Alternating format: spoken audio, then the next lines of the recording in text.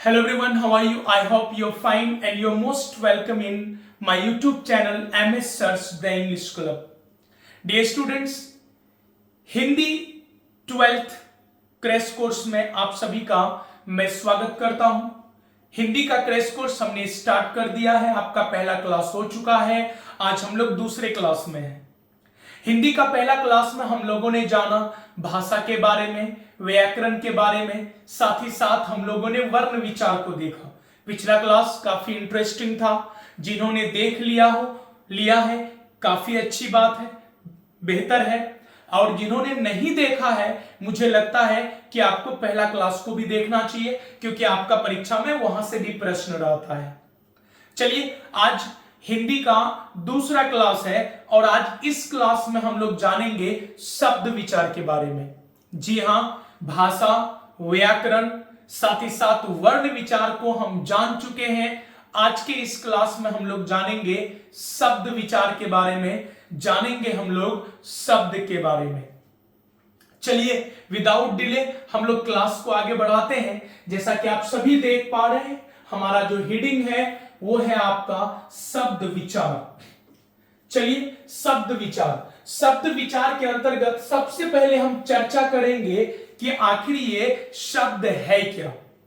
Dear students, मैं आपको बता दूं, शब्द का मतलब होता है वर्णों का सार्थक समूह। वर्णों का सार्थक समूह, जी हां, वर्णों का, क ख ग का सार्थक अर्थ के साथ समूह, मतलब वर्णों का ऐसा समूह जिसका कोई ना कोई अर्थ होगा।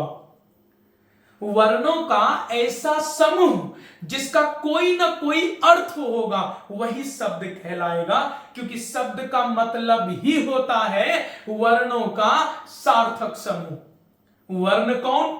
जी हां, क ख ग। ये क्या है? वर्ण है। हिंदी में टोटल कितने वर्ण हैं? मैंने बताया था पिछले क्लास में 52, 52 है। वर्णमाला में 48 है, लेकिन संयुक्त व्यंजन लगाकर आपका हो जाता है 52, 52। तो याद रहे, वर्णों का सार्थक समूह, क ख ग का सार्थक समूह, अर्थ के साथ जो समूह होगा उसी को शब्द बोलेंगे। तो शब्द हम उसी को बोलेंगे जिसमें वर्ण का समूह होगा, साथ ही साथ उसका अर्थ होगा, वही शब्द होगा। जी हां, शब्द को ही अंग्रेजी में वर्ड बोलते हैं। तो देखिए, शब्द के बारे में मैंने क्या लिखा? वर्णों का सार्थक समूह। किसका? वर्णों का। जैसे देखिए, आप देख रहे घर में ये घ क्या है? वर्ण है। र क्या है? वर्ण है। वर्ण का समूह है। घर मतलब कोई जगह जहां लोग रहता है। तो याद रखेंगे, वर्णों का समूह है और इसका मीनिंग है, तो इसको बाबू शब्द बोलेंगे। उसी तरह पानी, इसमें प है, आ है, न है, ई है, ये सब क्या है? ये सब वर्ण है। तो इसमें वर्णों का समूह है।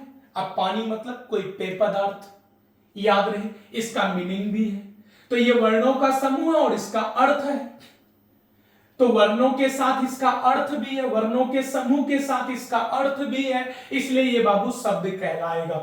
उसी तरह कलम, क भी वर्ण, ल भी वर्ण, म भी वर्ण, वर्ण का समूह, और कलम मतलब कोई वस्तु का नाम है। तो याद रहे, वर्णों का समूह भी है और इसका अर्थ भी है, इसलिए ये शब्द कहलाएगा। लड़का, तो ल भी देखिए इसमें वर्ण है, र भी, क भी, आ भी, तो ये सब वर्ण है बाबू, वर्णों का समूह है। और लड़का मतलब एक मीनिंग है, एक जाति का नाम है। तो याद रहे, वर्णों का समूह भी है और इसका अर्थ भी है, इसलिए ये सब क्या है? शब्द है।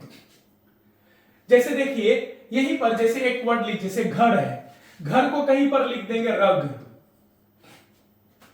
अब वर्ण का समूह है, शब्दकोश में खोजिए, अगर इसका कोई मीनिंग नहीं है तो इसका मतलब ये शब्द नहीं है। तो याद रहे, शब्द उसी को बोलेंगे जिसमें वर्णों का समूह और उसका अर्थ होगा। तो वर्णों का ऐसा समूह जिसका कोई ना कोई अर्थ हो, वो क्या कहलाएगा? शब्द कहलाएगा। Any problem? चलिए, शब्द के बाद हम लोग आगे जानेंगे पद। पद है क्या? तो याद रहे, पद भी शब्द का ही रूप है। पद जो है वो भी शब्द का ही रूप है। तो याद रहे, वर्णों का समूह जो निश्चित अर्थ देगा वो शब्द है, और उस शब्द का प्रयोग जब वाक्यों में कर दीजिएगा, जब शब्द को वाक्य में पिरो दीजिएगा, तो वो शब्द पद में कन्वर्ट हो जाएगा। जी हां, पद के बारे में हमने क्या लिखा कि जब शब्द का प्रयोग वाक्य में किया जाए। शब्द तो शब्द है ही वर्णों का सार्थक समूह, लेकिन जब शब्द का प्रयोग आप कहां कर दोगे? वाक्य में, तो वो शब्द पद बन जाएगा। क्या बन जाएगा? पद। इधर देखिए, जैसे कलम, कलम का प्रयोग वाक्य में नहीं है तो बाबू ये शब्द है। लाना का प्रयोग भी वाक्य में नहीं है तो ये शब्द है।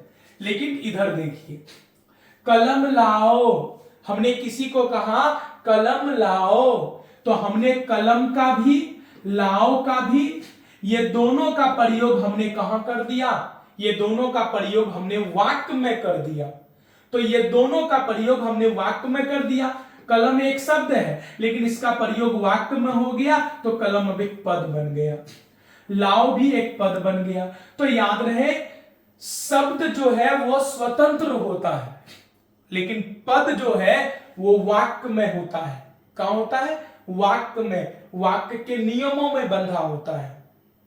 ठीक है, तो याद रहे, कलम स्वतंत्र है तो शब्द है, लाना स्वतंत्र है तो शब्द है, लेकिन ये वाक्य के नियमों में जैसे ही बंध गया, अब ये शब्द नहीं, क्या बन गया? ये पद बन गया। तो शब्द ही एक्चुअली क्या है? पद है।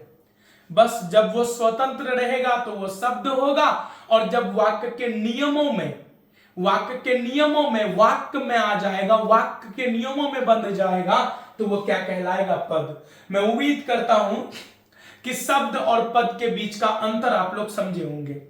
वर्णों का सार्थक समूह शब्द है, और जब उसी शब्द का प्रयोग वाक्य में कर देते हैं तो वो शब्द किसका रूप ले लेता है? पद का रूप ले लेता है। तो शब्द आप समझ गए होंगे। इसी के साथ हम लोग आगे बढ़ेंगे, जानेंगे शब्द भेद। शब्द का बाबू अलग अलग भेद है, अलग अलग दृष्टिकोण से। जैसे यहां देखिए हीडिंग है कि उत्पत्ति के दृष्टि से शब्द का 4 भेद होता है। उत्पत्ति की दृष्टि से, अब ये उत्पत्ति क्या है? तो ओरिजिन। ओरिजिन क्या? तो हर शब्द का कहीं, हर शब्द, प्रत्येक शब्द कहीं ना कहीं से आया है। हिंदी में जितना भी शब्द है, प्रत्येक शब्द कहीं ना कहीं से तो आया है। हर शब्द का अपना एक रूट है, अपना एक जड़ है, अपना एक ओरिजिन है। तो याद रहे, तो ओरिजिन के अनुसार, उत्पत्ति के अनुसार नहीं, वो जहां से आया है उसके अनुसार शब्द को 4 प्रकार में बांटा गया है। तो याद रखेंगे, आपका परीक्षा में पूछ लेगा उत्पत्ति के दृष्टिकोण से शब्दों के कितने प्रकार? तो 4। उत्पत्ति के दृष्टि से शब्दों के कितने प्रकार? 4 भेद होता है। कौन कौन?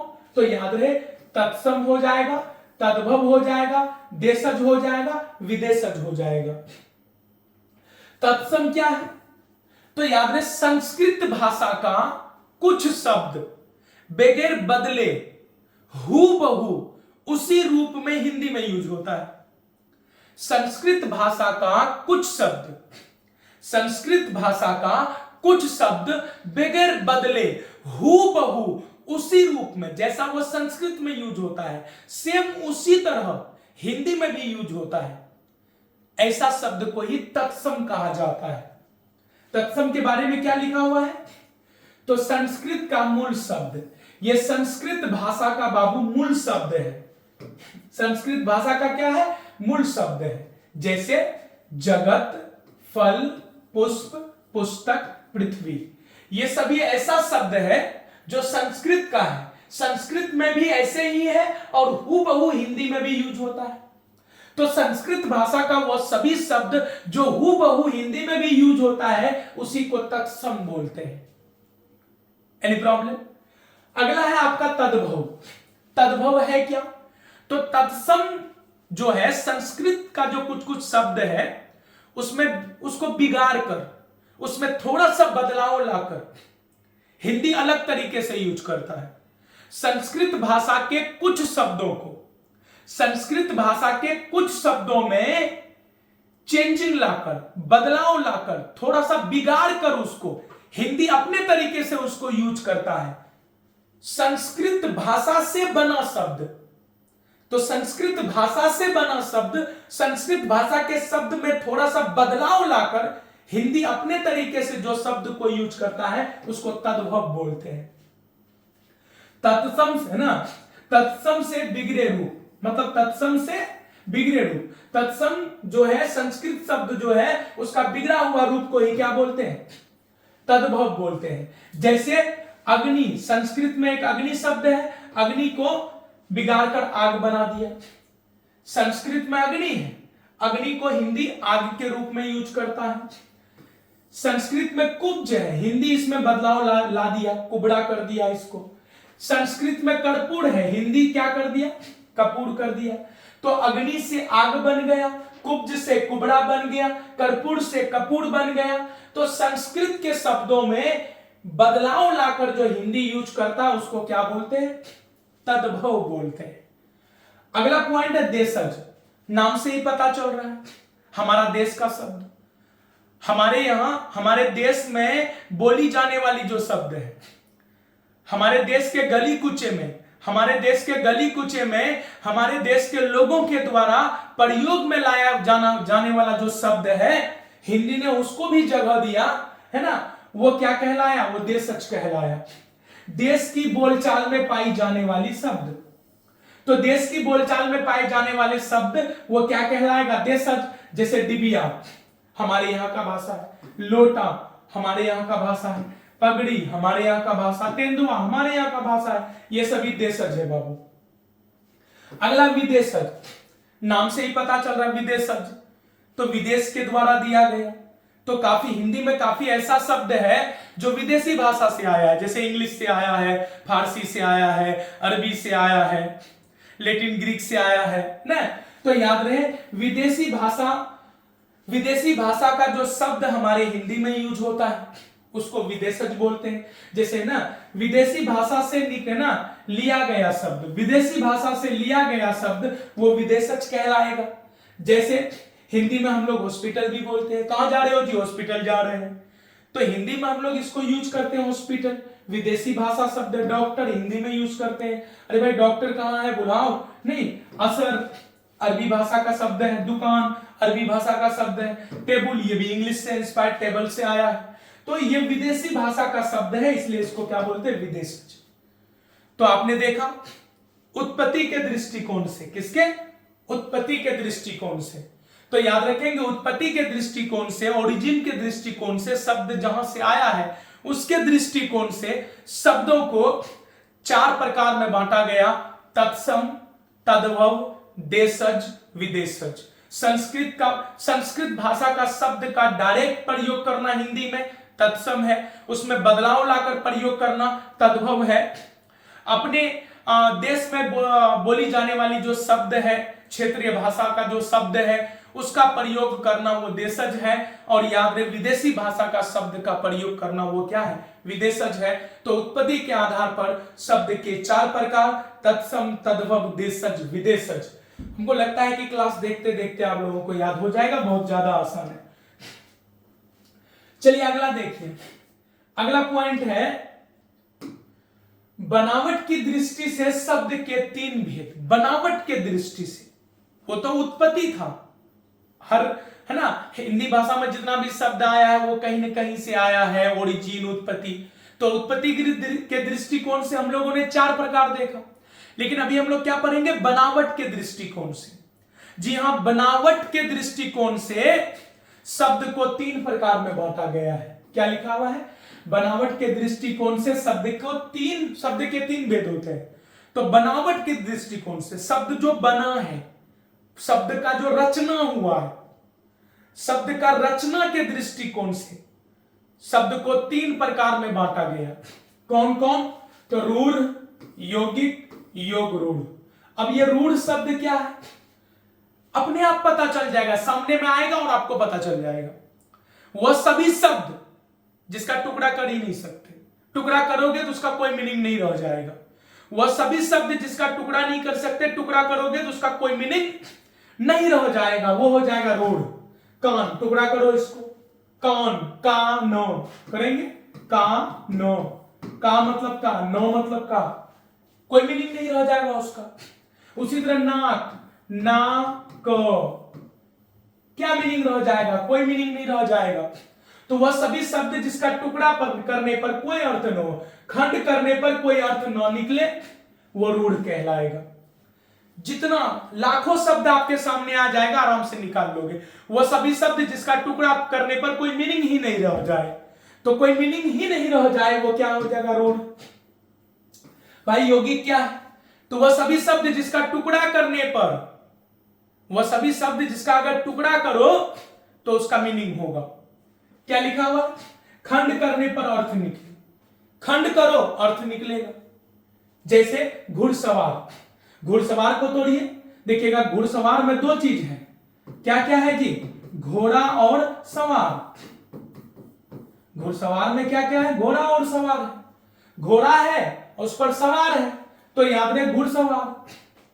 तो घोड़ा मतलब घोड़ा जानवर, सवार मतलब सवार होना, तो याद रहे घुड़सवार को हमने तोड़ा तो अर्थ निकला, यही यौगिक है। हिमालय को तोड़िए, हिम प्लस आले, हिम मतलब बर्फ, आले मतलब घर, बर्फ का घर हिमालय कहलाता है, मीनिंग निकला। विद्यासागर को कीजिए, विदा प्लस सागर, विदा मतलब पढ़ाई, सागर मतलब समुद्र, पढ़ाई का समुद्र, मीनिंग निकलता है इसका। विद्यालय, विदा प्लस आले, विदा मतलब क्या होता है, पढ़ाई, आले मतलब घर, पढ़ाई का घर। तो देखा जाए चाहे घुड़सवार हो, हिमालय हो, विद्यासागर हो या विद्यालय हो, ये सब का मीनिंग निकलता है टूटने पर। ये क्या है, यौगिक है। वो सभी सब नहीं लगता, रचना के आधार पर एक तरह से बोल सकते हैं, बनावट के आधार पर। शब्द का तीन प्रकार, रूढ़ जिसको तोड़ने पर कोई मीनिंग ना रह जाए, यौगिक जिसके तोड़ने पर मीनिंग हो, ठीक है। और योग रूढ़ क्या है? तो याद रहे जो साधारण अर्थ छोड़ विशेष अर्थ ग्रहण करे। वह सभी शब्द जो दिखने में साधारण होगा लेकिन उसका अर्थ विशेष होगा, क्या होगा, खास होगा। जैसे देखिए पंकज, लेकिन इसका एक विशेष अर्थ है कमल, ने लंबोदर, इसका विशेष अर्थ है गणेश जी। मतलब पंकज शब्द का प्रयोग कमल के लिए यूज करते हैं, लंबोदर शब्द का प्रयोग शिवेना गणेश जी के लिए करते हैं। उसी तरह चक्रपाणी, इसका प्रयोग किसके लिए करते हैं हम लोग, विष्णु भगवान के लिए। तो वह सभी शब्द जिसका अर्थ विशेष हो, क्या लिखा, जो साधारण अर्थ छोड़ विशेष अर्थ ग्रहण करे, साधारण अर्थ छोड़ विशेष अर्थ ग्रहण करे, इसी को क्या बोलते हैं, योग रूढ़ बोलते हैं। तो याद रखेंगे बनावट के दृष्टि से शब्द के वो तीन प्रकार हो जाते हैं, रूढ़, यौगिक, योग रूढ़।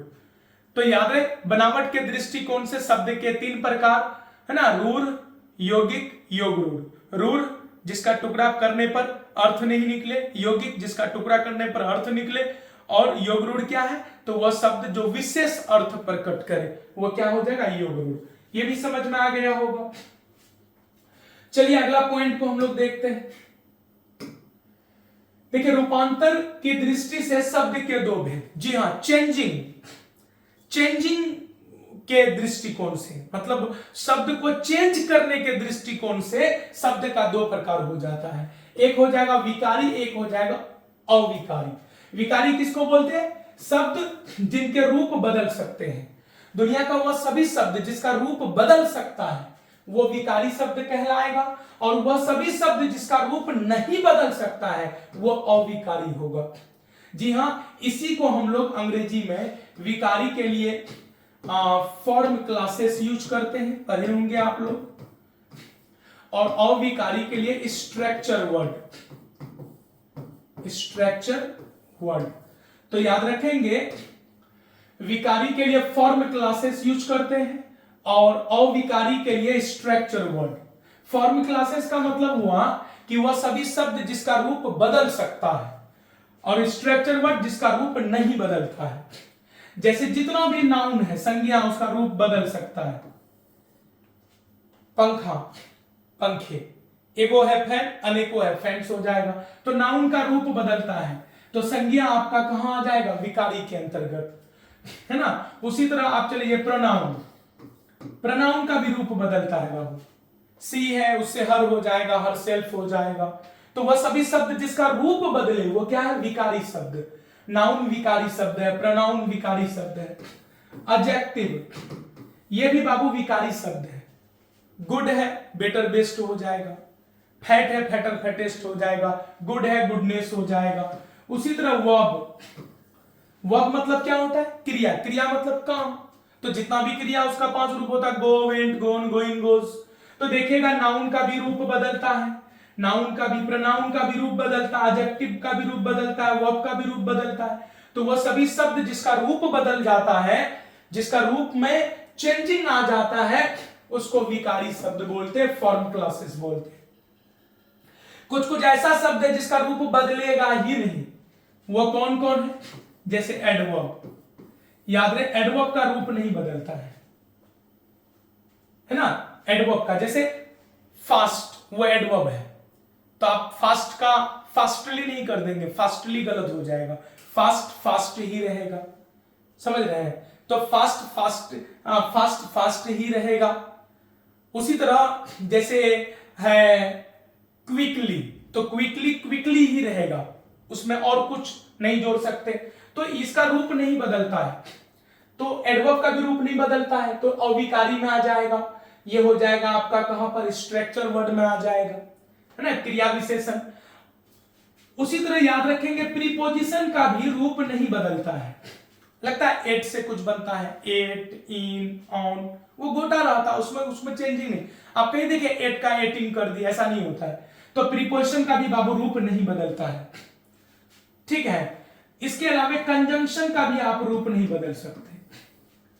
एंड, बट, इसका रूप आप नहीं बदल सकते, नहीं।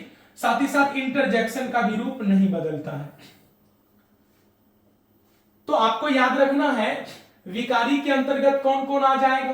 तो विकारी शब्द जिनके रूप बदल सकते हैं, तो किसका किसका रूप बदल सकता है, नाउन बोले तो संज्ञा, प्रोनाउन बोले तो सर्वनाम, एडजेक्टिव बोले तो विशेषण, वर्ब बोले तो क्रिया। ये चारों का रूप बदलता है। तो संज्ञा, सर्वनाम, विशेषण और क्रिया, ये चला जाएगा आपका विकारी के अंतर्गत, ठीक है, क्योंकि उसका रूप बदलता है। अविकारी में कौन कौन आ जाएगा, क्रिया विशेषण, संबंध बोधक, कंजंक्शन। कंजंक्शन क्या हो जाएगा जी, तो याद रहे ये हो गया आपका संबंध बोधक, ये हो जाएगा आपका संयोजक, क्या हो जाएगा, समुच्चय बोधक बोल सकते हैं। और इंटरजेक्शन मतलब विस्मयादि बोधक। तो याद रहे एडवर्ब, प्रीपोजिशन, कंजंक्शन, इंटरजेक्शन, ये स्ट्रक्चर वर्ड के अंतर्गत आएगा। ये सभी का रूप नहीं बदलता, इसका बदलता है। तो रूप बदलने के दृष्टिकोण से शब्द का दो प्रकार, विकारी, अविकारी। वह सभी शब्द जिसको देखकर लगे कि इसका रूप बदल सकता है, वो विकारी में चला जाएगा। और वह सभी शब्द जिसको देखकर आपको लगे कि इसका रूप नहीं बदल सकता, वो अविकारी में आ जाएगा। अंग्रेजी में फॉर्म क्लासेस और स्ट्रक्चर वर्ड कहलाता है। आइए आगे बढ़ते हैं। चलिए अब देखिए, यहां तक आपने देख लिया। सबसे पहले आपने देखा उत्पत्ति के दृष्टिकोण से 4 प्रकार हो गया, बनावट के दृष्टिकोण से 3 प्रकार हो गया, है ना, बदलाव, रूपांतर, चेंजिंग के दृष्टिकोण से 2 प्रकार हो गया शब्द का। अब हमने क्या लिखा कि उपयोग के आधार पर शब्दों को 8 वर्गों में बांटा गया है। उपयोग के आधार पर, तो याद रहे उपयोग के आधार पर शब्दों को 8 वर्गों में बांटा गया है। वो 8 वर्ग आप सभी जान रहे हैं, है ना। संज्ञा हो जाएगा, सर्वनाम हो जाएगा, विशेषण हो जाएगा, क्रिया हो जाएगा, क्रिया विशेषण, संबंधवाचक, समुच्चयवाचक, विस्मयादि बोधक। जी हाँ, इसका अंग्रेजी आपने पढ़ा होगा, noun, pronoun, adjective, verb, adverb, preposition, conjunction, interjection. तो noun, pronoun, adjective, verb, adverb, preposition, conjunction, interjection, ये सभी हो गए, है ना। उपयोग के आधार पर शब्दों को 8 वर्गों में बांटा गया है। आइए 8 वर्ग के बारे में जानते हैं। सबसे पहले हम लोग जानेंगे संज्ञा। संज्ञा है कौन, तो याद रहे व्यक्ति, वस्तु, स्थान या भाव का नाम। किसी भी व्यक्ति, वस्तु या स्थान का जो नाम है वो है एक्चुअली संज्ञा, और इसके 5 भेद होते हैं, याद रखेंगे। आपका परीक्षा में भेद पूछा जाता है, संज्ञा के कितने भेद होते हैं, तो आपका उत्तर होगा 5 भेद। संज्ञा किसे कहा जाता है, तो व्यक्ति, वस्तु, स्थान या भाव का नाम को क्या बोलते हैं, संज्ञा बोलते हैं। भेद पूछता है जनरली, याद रखेंगे। अगला सर्वनाम क्या है, तो याद रहे संज्ञा के बदले आने वाला शब्द। जैसे राम एक लड़का है, वह अच्छा है, वह कौन, राम। तो ये राम के बदले हमने जो वह का प्रयोग किया, ये क्या है, सर्वनाम। तो संज्ञा के बदले आने वाला शब्द, याद रहे इसका 6 भेद होता है, 6 प्रकार होता है, याद रखेंगे। अगला विशेषण, संज्ञा तथा सर्वनाम के विशेषता को बताने वाला शब्द। ऐसा शब्द जो संज्ञा या सर्वनाम के गुण को बताएगा। राम अच्छा है, तो अच्छा शब्द किसके लिए यूज हुआ, राम के लिए, संज्ञा के लिए। तो याद रहे संज्ञा या सर्वनाम का जो अच्छाई करे या उसका गुण को बताए वही क्या कहलाएगा, विशेषण कहलाएगा। इसके 4 भेद हैं, याद रखेंगे। चलिए अगला, क्रिया, शब्द जिससे काम का बोध हो।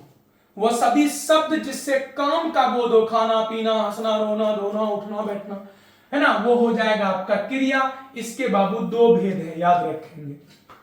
चलिए अगला पॉइंट है हमारा क्रिया विशेषण। क्रिया की विशेषता बताने वाला शब्द, ऐसा शब्द जो वर्ब के गुण को बताएगा, वो क्या कहलाएगा, क्रिया विशेषण। याद रहे इसके 2 भेद होते हैं। कितने भेद होते हैं, 2। अगला संबंधवाचक, शब्दों के साथ संबंध बताने वाला। याद रहे संज्ञा या सर्वनाम के साथ या शब्दों के साथ जो संबंध को बताता है ना, उसी को हम लोग संबंधवाचक, प्रीपोजिशन बोलते हैं। इसके 2 भेद होते हैं, याद रखेंगे। अगला समुच्चयवाचक, 2 शब्दों या वाक्यों को जोड़ने वाला शब्द। ऐसा शब्द जो 2 शब्दों या 2 वाक्यों को जोड़ेगा, जैसे और, तथा, अथवा, ने। इसके बाबू 2 भेद होते हैं, है ना। अगला आइए विस्मयादि बोध, ना अंग्रेजी में इसको इंटरजेक्शन बोलते हैं। अचानक होने वाली खुशी, गम, आश्चर्यता प्रकट करने वाला शब्द। एकाएक पता चले फलाना आदमी मर गया, ओह हाय, नहीं बोलते हैं। इस तरह का जो शब्द निकलता है उसको क्या बोलते हैं, विस्मयादि बोधक, है ना। इसका कोई भी भेद नहीं होता है। तो ये सभी चीजों को याद रखेंगे। हमारा आज का जो टॉपिक था वो था शब्द विचार। हम लोगों ने शब्द के ऊपर विचार